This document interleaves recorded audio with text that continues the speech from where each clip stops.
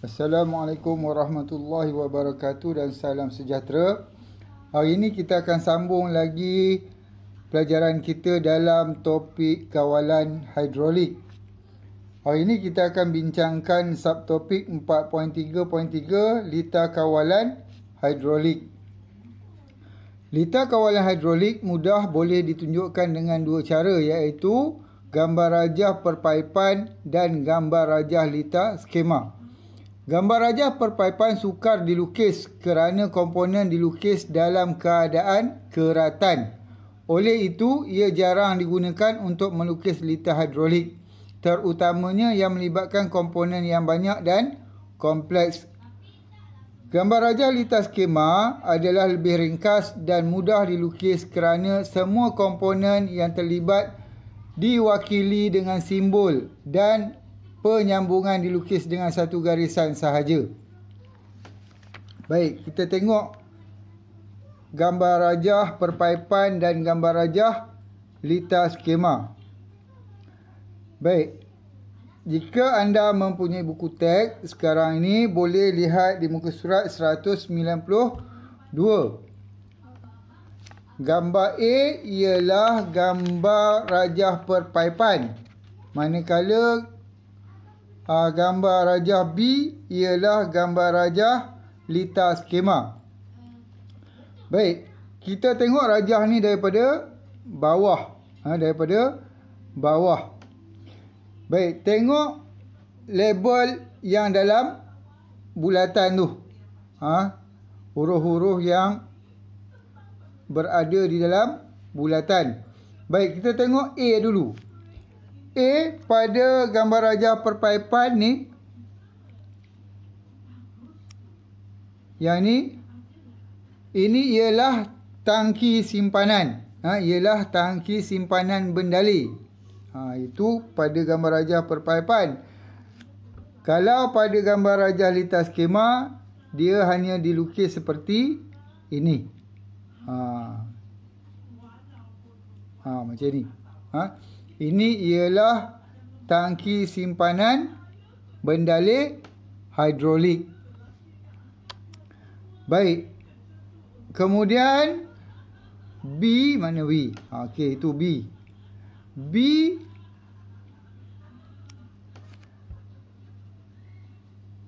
ini pada lita skema dan ini pada rajah perpaipan. B ini ialah injap pelega tekanan. Injap pelega tekanan. Kalau kita tengok bezanya gambar rajah perpaipan dengan gambar rajah lita skema ni, kita tengok pada gambar rajah perpaipan dulu. Bendali hidrolik dia masuk dalam penapis ni, penyaring, kemudian dia disedut. Sebenarnya dia disedut oleh pam ni. Ini ialah pam. Disedut oleh pam melalui penapis, kemudian dihantar ke dalam sistem. Tapi di sini ada injap pelega tekanan. Sekarang saya nak terangkan tentang injap pelega tekanan ni. Apabila bendali hidrolik masuk ke sini, apabila ada tekanan yang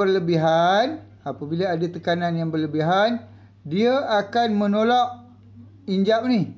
Menolak injap ni dan menyebabkan injap ni terbuka dan bendali hidrolik kembali ke dalam tangki simpanan.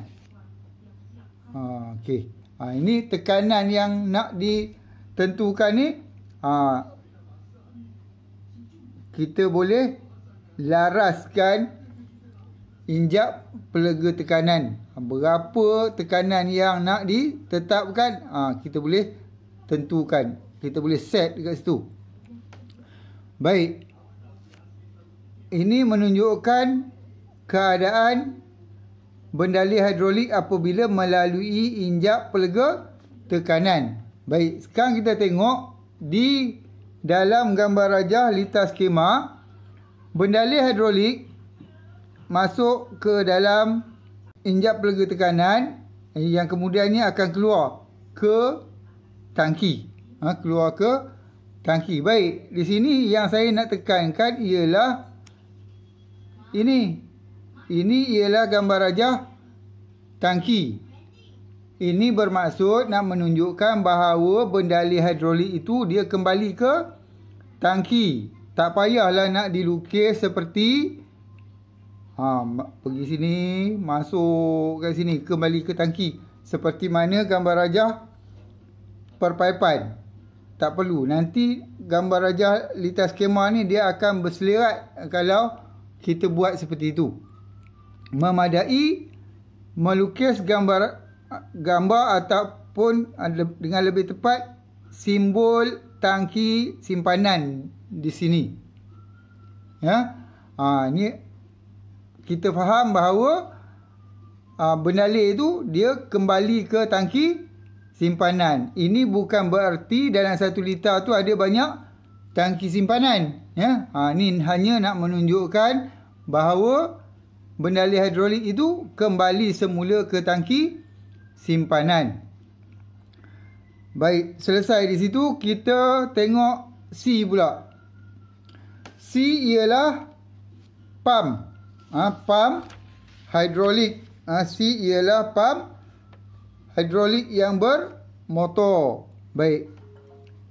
Ini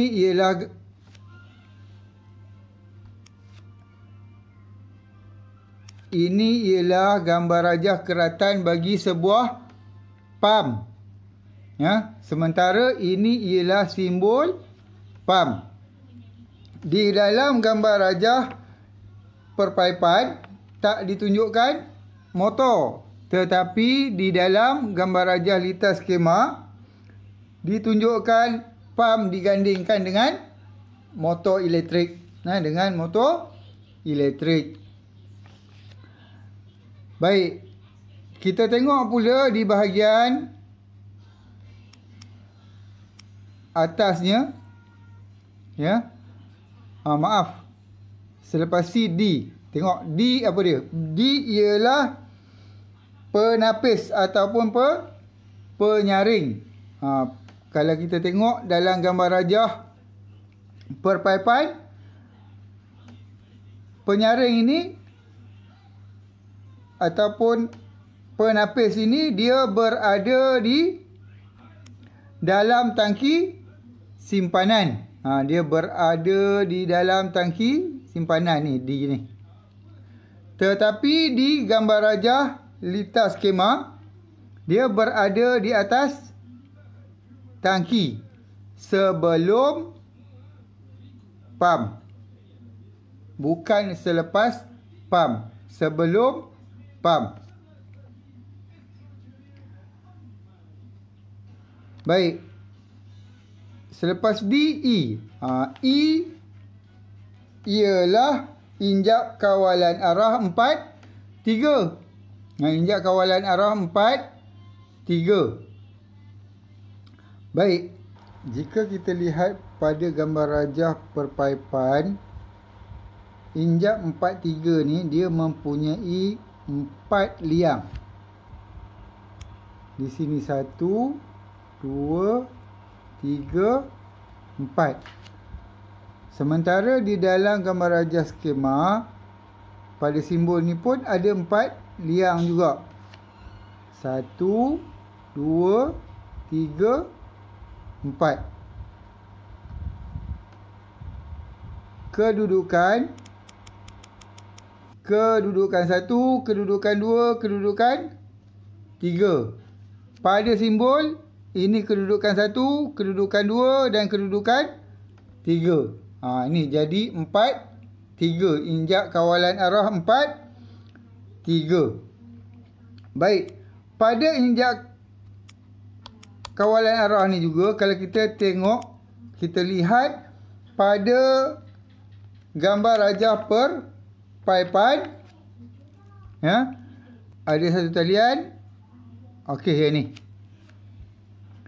talian ini, daripada injak kawalan arah 43, bendali hidrolik dialihkan semula ke tangki simpanan. Daripada atas ni ke bawah. Sementara di dalam simbol, kita tengok dia kembali ke tangki simpanan. Tetapi dia tak buat. Tak buat garisan daripada atas ni ke tangki simpanan. Dia hanya melukiskan simbol tangki simpanan di sini.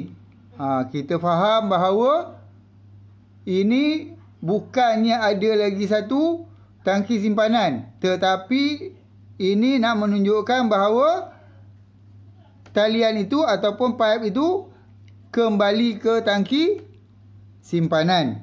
Ya. Baik. Seterusnya kita tengok F. F itu ialah penghad boleh laras. Penghad boleh laras. Ni dia punya pelaras dia. Ni pelaras dia. Pelaras dia ni macam kita punya pipe air dekat rumah kita lah.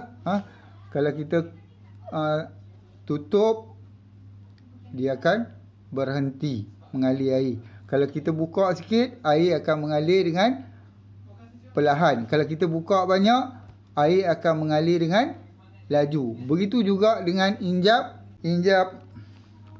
penghad ni. Dia untuk menghadkan pengaliran bendali hidrolik. Baik, ini simbolnya dalam letak skema. Kemudian G. G ialah injak penyekat sehala. Ini injak penyekat sehala. Dia hampir sama dengan simbol dalam gambar rajah perpaipan dengan gambar rajah litar hampir sama. Baik. Kemudian kita tengok yang terakhir H. H itu ialah silinder dui tindakan. Ini ialah silinder dui tindakan. Gambar rajah dengan gambar rajah perpaipan dengan gambar rajah litar. Beza tak banyak. Beza tak banyak. Ni. Bezanya cuma pada gambar rajah perpaipan itu ialah gambar rajah keratan. Sementara pada gambar rajah litar skema ialah simbol. Baik. Itu ialah contoh litar perpaipan dan litar skema kawalan hidrolik. Baik. Kedua-dua gambar rajah litar ini diperlukan untuk memudahkan kerja penyambungan litar. Melalui bantuan kedua-dua gambar rajah litar ini, kita dapat mengenal pasti keadaan litar hidrolik semasa membuat penyelenggaraan pembaikan litar dan pengubahsuaian litar. Di samping itu, melalui gambar rajah litar ini juga boleh menerangkan kendalian dan operasi sistem kawalan hidrolik. Itu dia kepentingan kedua-dua rajah ini. Seterusnya kita lihat pula prinsip asas kawalan hidrolik. Litar asas kawalan hidrolik boleh dibahagikan kepada dua jenis, iaitu sistem pusat terbuka dan sistem pusat tertutup. Kita lihat perbandingan di antara sistem pusat terbuka dan sistem pusat tertutup. Baik, pertama kita lihat dulu kebaikan sistem pusat terbuka.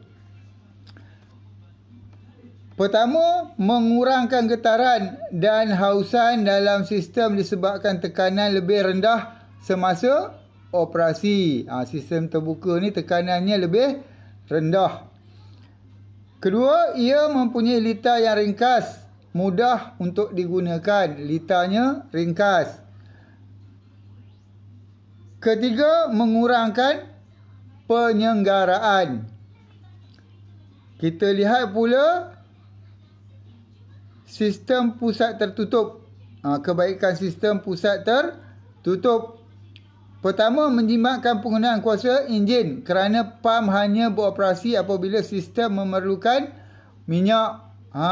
Dia punya pam ni hanya beroperasi apabila sistem perlukan minyak. Kedua, menjimatkan masa kendalian kerana tekanan tinggi sedia dalam sistem. Dia punya kendalian dapat dijimatkan kerana adanya tekanan tinggi dalam sistem. Baik, kita lihat pula keburukan bagi sistem terbuka.